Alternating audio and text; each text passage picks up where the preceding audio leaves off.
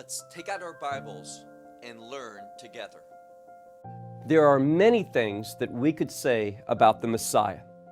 His attributes, his work, his personality. But what we're going to emphasize today in this study is the power of Messiah. And if you are wise, you're going to want to have access to that power in order that God's work in your life can be done. Take out your Bible and look with me to the book of Mark and chapter 1. The book of Mark and chapter 1. We're going to see once again how important a proper understanding of the Old Testament is in order to understand the truth and the revelation of the New Covenant. We left off last week with Messiah choosing 4 of his 12 disciples. And now we're going to see his work becomes more clear to us. What he wants to accomplish, what he wants to teach, what he wants to bring about in each of our lives. So let's begin Mark chapter 1 and verse 21. Now, this is the first place in the Scripture that we see the town of his ministry center being mentioned. Look, if you would, to verse 21. And they entered into what's written, Capharnaum. You perhaps know it better as Capernaum.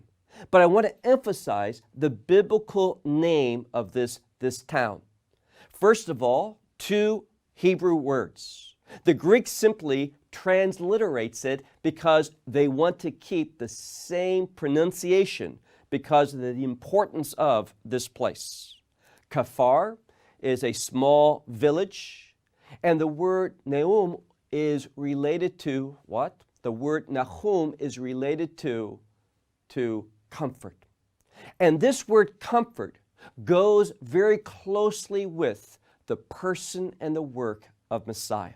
Now, why did they come to this location? Well, we mentioned previously concerning the prophet Isaiah. In Isaiah chapter 8, the very last verse in the Hebrew Bible, the first verse in chapter 9 in the English Bible, we see that there's a prophecy concerning the revelation of Messiah. And that revelation was going to take place in the Galilee, but more specifically, along the Sea of Galilee, between 2 allotments of land. The one is the inheritance of Naphtali, and the other is the inheritance of Zebulun. And at that exact location, we know something. We know that people built a city. Now, they built that city in that location at that time because they knew, according to Daniel's prophecy, that the time of Messiah was approaching. So they built that city in that location and they gave it the name Capharnaum. Why? In order to emphasize something. You see, the word Nahum, as I shared with you, is related to Messiah. It's the word comfort. Now, usually, you see in the synagogue, and this is true both in the Gospels and also in the book of Acts, how they would go into the synagogue and there would be a reading from the Torah and the prophets. And on most Sabbaths, there's a relationship between those 2 readings. They are connected in a way. In fact, the one who reads from the prophets usually is the one who is to teach and reveal that relationship. And we know that it was Messiah's tradition. He was the one who was usually selected to do that. Well, in the Jewish year, there is 7 weeks that are unique. During those 7 weeks, we do not read a prophetic reading that's tied to the Torah portion for that Sabbath, but we read 7 passages during those 7 weeks that all relate to comfort. In fact, we call them the 7 passages of comfort. And it's between Tisha B'Av, which is a day which commemorates the destruction of the first and second temple. It literally means the 9th day of the month of Av. And it relates to the fact that God, the Father Av, who, that is, He destroyed the temple, the first and the second, because of the thoughts and the actions of the people. But we think about, after that day, the fact that in 7 weeks, Rosh Hashanah, the day of trumpets, and that day we think about God's provision. And what are we hoping for Him to provide? Comfort. Comfort which is displayed ultimately in the person and the work of Messiah. So look again at verse 21. They entered into Kfar Nahum, that is Capernaum, and immediately for the Sabbath. Now, if your Bible says, and on the Sabbath, it's incorrect. It literally says, for the Sabbath. And it shows that Messiah and His disciples, they understood the importance of the Sabbath, that it's a gift from God. And they applied the Sabbath truth to their lives. Once again, verse 21. And they entered into Capernaum, and immediately for the Sabbath, they entered into the synagogue, and He taught. Now, when you hear Sabbath, what comes into your mind? For many people, we think of it as simply a day of worship, and that would be totally wrong. Because in Judaism, every day is a day of worship. There are services in the synagogue each day. In fact, 3 times a day, there are the gathering of people for prayer. So the word which associates most closely to Shabbat, or the Sabbath day, is the Hebrew word menucha, which means rest. Now here again, that word rest does not mean simply sleeping and lying around for that day, but the word menucha has to do with a restoration or a repositioning. For example, I'll share with you a little personal anecdote from my life. I had a car, and the car was always breaking apart, and I knew it was breaking apart because it would have this rattle to it. And that rattle would tell us that something's not in place. And when they're placed back in the correct location, what happens? Quiet. Menucha. And that's what the purpose of the Sabbath is, to reposition us, to restore us back to a proper understanding of the person and the work of our Lord and Savior, so that we can do His work, because the Scripture says we are the body of Messiah. So they entered into the synagogue, and He taught. Verse 22. Now, teaching went on every Shabbat, but this Shabbat was different. They had come into Kfar Nahum, presumably the first time. Messiah was brought there by Andrew and Simon, who lived there. They came into that synagogue. He taught, and verse 22 tells us, and they were astonished or amazed. And the next word is the Greek word epi, which means upon. You mean the basis for them being amazed was what follows: His teaching. As I said, they heard teaching every Shabbat, but not this type of teaching. For we read, He was teaching them as one who had authority. Now, that biblical word, exousia in Greek, is a word which means authority, but also power. And what it relates to us is this: that He was inherently connected to that word. He was the giver of that word, and He had the power to carry it out or fulfill it. Now, they heard teachings, but they did not hear it with authority. For He did not teach as, look at the end of verse 22, as the scribes. Now, the scribes, most people think, well, these are the individuals that copy the sacred texts. Scribes do that, but that's not what this term scribe refers to. The scribes in the New Covenant are those individuals that gave the laws for copying the Scripture. They would mandate that certain words would be written larger or smaller. Letters would be written in a certain way, that there would be spaces between words or letters. Some letters would have of what we would call almost like calligraphy today. And all these nuances, all these changes reminded the person who was reading that there was an interpretation who went with it. So the point here is that these scribes simply interpreted the Scripture. They told the people what they thought. That's not what Messiah did. He taught with power.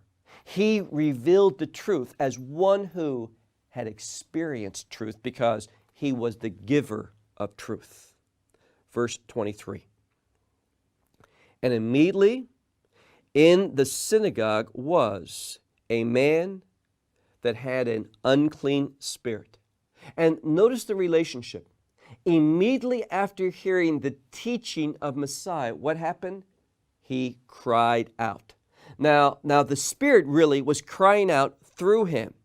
And the Spirit said, this unclean spirit, in other words, a demon, was saying, literally, what to us and to you?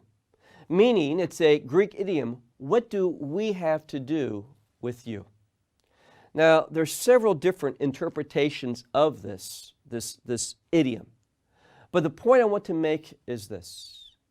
They understood, and we'll see this in a moment, the demons knew who he was, but they were surprised that he was there so soon, because they associated Mashiach, that is the Messiah, with simply the establishment of the kingdom at the end of the age. And they knew the end of the age was not at hand. But we need to understand, and this is also important, will become very important as we press on in the book of Mark. The people also didn't understand why Messiah had come. Now, they were looking for Messiah, but they wanted that warrior, that king, that ruler who would defeat their enemies. And when they thought of their enemies, they thought about their physical enemies rather than the spiritual forces that oppress human beings, that bring about things that are in conflict with the character of God. You see, Messiah came to do that first work. Before establishing the kingdom, he came to do the work of redemption. And don't miss this. There is an inherent relationship between redemption and power. Look again at this verse. Verse 24, the demon spoke. What do you have to do with us? And notice how they address Messiah. Yeshua HaNotzri. Now, in English, Jesus the Nazarene. And the problem is that many people hear that and they misunderstand the implication of that word, Nazarene. They associate it with that ritual, a biblical ritual, in the book of Numbers, which speaks about a Nazirite vow. That is not correct. The literal word here relates to the fact that he was from the town of Nazareth. And that word that's used here is a Hebrew word that means one who guards himself, who says no to those things outside of God's word. It was a reference to him being the obedient one, and that's an important distinction. Now, because of people's failure to understand the biblical language, you have people thinking that he's a Nazarene, and that's why so many times you see pictures of Messiah with long hair. He did not have long hair. He was not a Nazarene in the likeness of Samson in the Old Testament. He was from the town of Nazareth. And Nazareth expresses, that name expresses obedience to the things of God. Now, notice what else they say. They ask him, have you come to destroy us? They understand that ultimately they're going to be destroyed by him. Finally, the demon says, I know who you are, the Holy One of God. Now, that's an important title, the Holy One of God. The reason it's important because it clarifies for us what Messiah is interested in and doing it in your life, and that is producing holiness. Now, I want to emphasize that because so often people think about Messiah or God as a daddy that simply takes care of them. I have this need, I have this problem, I have this want, I have this goal, and if I pray real hard, if I behave like a good child, then I'll get what I want. That's not holiness. That's idolatry. That's rooted in sin and the desires of the flesh. What Messiah is coming to do is to make us holy, to make us like our Heavenly Father. Now, also understand something else. If we really focus on holy, become like Him, it's going to bring power into our life and a great transformation. Recently, I was talking to an individual, and he was appointed by an organization to serve in a very important capacity. And one of the things he had to do was take a psychological evaluation. And at the end of this evaluation, one of the things that they required was to read 3 or 4 books. And these 3 or 4 books said to him why he had these problems and why he has become the type of person he has become and what he needs to do to change all this and whatnot. Well, what I would say is this. If we focus on walking in a holy manner, if we trust in the power of the Holy One of God, all these shortcomings, all these things that may have happened to us when we were a child or adolescent, instead of focusing on them and trying to fix them ourselves, let's focus on the will of God, the power of God, the holiness of God, and trust that He'll minister to us and create of us what are we?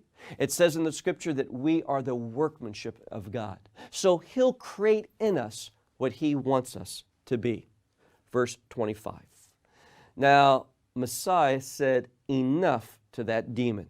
Verse 25, and Yeshua rebuked him, saying, be silent and come out of him. And that demon, that unclean spirit, shook this man, and in a loud voice, we read, he came out from him. And the people, verse 27, it says here that they were amazed to the extent that they spoke to one another saying, what is this? This new doctrine and authority that even the spirits, the unclean spirits, He commands and obeys. Now, that's what's powerful. Now, they knew that there was unclean spirits. They just simply ignored them. And that's what so often we do. There's things in my life, there's things in your life that's not pleasing to God, that's not in line with His purposes, His will, His character, and we just ignore them. Messiah does not. He comes in and His doctrine manifests those things which are in conflict with His will, and His purpose is to send them away. And that's what He did in this passage. Well, because of this, look at verse 28. There went out a report about Him immediately into the regions, in all the places, in the regions of the Galilee. Now, why is that important? Well, once again, Mark emphasizes and emphasizes and emphasizes the Galilee because he knows that, biblically speaking, this is where Messiah begins to manifest Himself. Verse 29. Immediately, that is, the Shabbat service has now concluded, and immediately from the synagogue they enter, where? It says they exit and they enter into the house of Simon and Andrew with James and John. But there's a problem. Verse 30. But the mother-in-law of Simon had been laid down. That's literally what it says, has been laid down because of a fever. Now, what we need to understand is that Messiah, what He wants to do is bring a godly order into our life.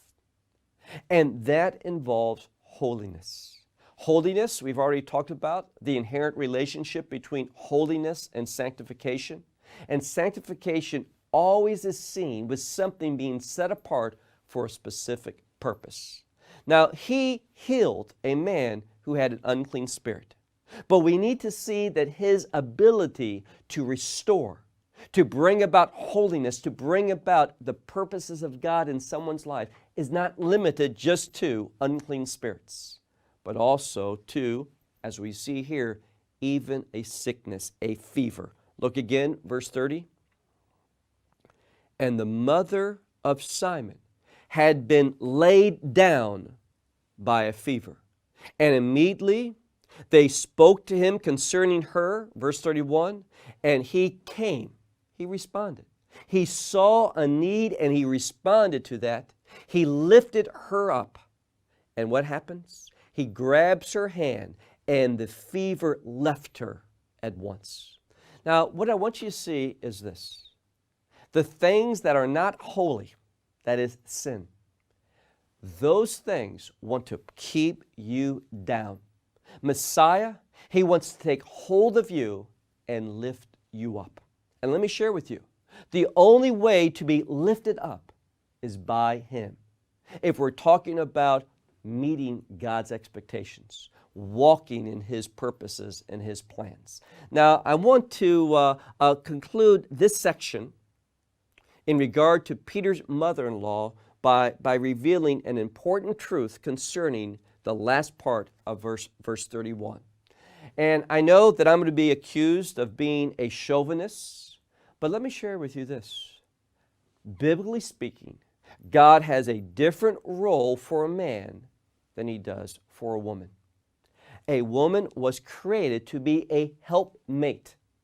We see a submissive role to the man. And this is being emphasized in this passage. God's order, God's purpose, God's holiness. So immediately when she's healed, what does she do? Look at the end of verse 31. And she waits upon them. Literally, she ministers unto them. And ladies, that's exactly what you're called to do first and foremost, to minister to your husband. Does that mean you do everything that he says? No. It means that you obey God and you want to bless your husband. And in serving that call, God will do wonderful things in your life, in your husband's life, for your marriage, and for your family. Verse 32. Now, one of the things that we need to always emphasize is that the Word of God comes to us with a culture. And sadly, for many of us, that culture is foreign. But we need to see in this passage of Scripture, beginning in verse 21 and now again in verse 32, there's an emphasis on the Sabbath day. Look at verse 32. But in evening. Now, that word but is important because where another conjunction basically unifies and it remarks in a continuity of what was said and now what's happening. This word, day in Greek, does just the opposite. So we've been talking about things that took place on the Sabbath day. Now we're talking about things after the Sabbath. And the New Testament wants to emphasize that the Sabbath has concluded. Verse 32, and after the Sabbath, when the sun had set. So twice, Mark is very concerned with saying the Sabbath is over. The restrictions of the Sabbath not to work have been lifted. And what happens? They bring to him all those having an illness and those who were possessed by demons. And what was the outcome? Verse 33. And was there the whole city, for it had gathered to the door, meaning the door of his home. So they had heard the city. And what happens? Well, understand something. Capharnaum is a very small fishing village. You can go there today and see the foundations of the very synagogue that Messiah taught in. You can see how it has been remodeled. And when I say remodeled, I'm still talking about 1600 years ago during the Byzantine period. But you can see the same place. You can see the ruins of that village. And what's important to note is this. A small town But what? They had numerous people who were possessed by demons, and they knew it. They brought those people to Messiah. They had tremendous amount of disease, proportionally speaking. So they brought them to Messiah, and what did he do? Verse 34, and he healed many of those having a disease of a variety of sicknesses. And demons, many he cast out, meaning a large number of sick and demon-possessed people he healed. And here's what I want to close with today. Notice the response. And the demons, he says, he did not allow them to speak. Why? Because they knew him. That is, they knew he was Messiah. Now, 2 points before we close. One is, he knew the people had a wrong understanding of the work of Messiah. And he wanted to share with them and teach them the true roles of Messiah before it was announced that he was Messiah. It says, the demons, they knew him. And the reason why we're studying in the Greek language here is because we learned an important truth. That word know, as the demons knowing him, is in the pluperfect. Why is that important? Because the pluperfect expresses a remoteness. They knew him, but remotely. They simply knew he was the Messiah. But they really didn't understand what that meant to the world, what that meant to an individual. And the question is, do you? The purpose of this study, going through verse by verse, word by word, the Gospel of Mark, is so that we can know him in the way that each of us need to know him. Not in a remote manner, but through intimacy. Knowing the person and the work of Messiah intimately in your life and my life. And when we do, what will we experience? We'll experience his authority, his power in our life to lift us up from those things that want to keep us down. Well, our time is finished. Until next week, let's press on in the gospel